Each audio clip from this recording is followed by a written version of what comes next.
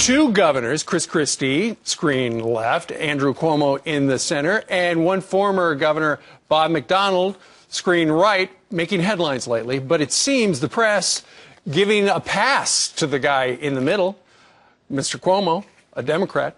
Is that par for the course of the mainstream media? Let's talk to former Reagan aide and political strategist Roger Stone, who is in Miami this morning, lucky where it's going to be 70 degrees later today. Roger, good morning to you.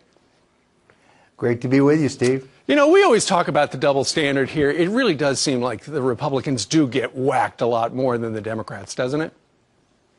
Yeah, it's an overall double standard. Look, Donald Trump goes out for pizza with Sarah Palin. He eats pizza with a fork. Jon Stewart and The Daily Show go insane. Of course. New York City Mayor Bill de Blasio, an Italian-American, goes out last week, eats pizza with a fork. Nada, nothing. And he ought to know better. So, yeah, there's an absolute double standard. There's no question about it. Let's take a look at some of the headlines. For instance, you can tell the New York Daily News doesn't like Chris Christie after the Bridgegate thing. Fat chance now, Chris. Meanwhile, a comment by Cuomo in the New York Times. The headline was, "Comment by Cuomo outrages Republicans." It seems pretty muted. And down in Virginia, sympathy for Robert McDonnell not showing up in former Virginia governor's defense fund, according to the Washington Post. It does seem like they always press the Republicans harder than the Democrats. Well, in the case of Chris Christie, you have somebody who was probably, until recently, the Republican Party front runner for president. And therefore, I think it is sort of natural that he's going to get more scrutiny. Also, because of his situation and all of the loose ends and the ongoing investigation, that's an enormous story. I'm going to assume that Andrew Cuomo got carried away with a little partisan exuberance when he said that people who are pro-life should leave New York. I don't think he was telling Cardinal Dolan to pack up and leave. I don't think. Yeah. But again, you got analysis pieces as opposed to pieces criticizing Governor Cuomo. And the McDonnell story, in all honesty, one-day story. Former governor, not going to be president, probably going to jail.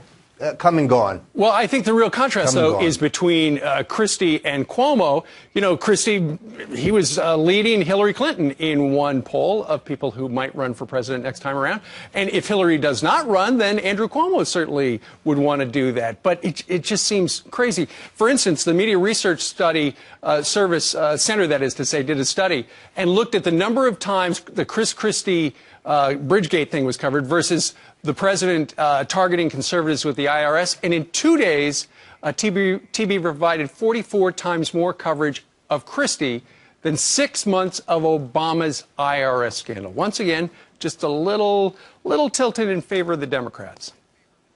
Not surprising. Look, Obama's in a class by himself. He gets a pass from the mainstream media that just boggles the mind, whether it is Benghazi or whether it is health care or whether it is the IRS scandals.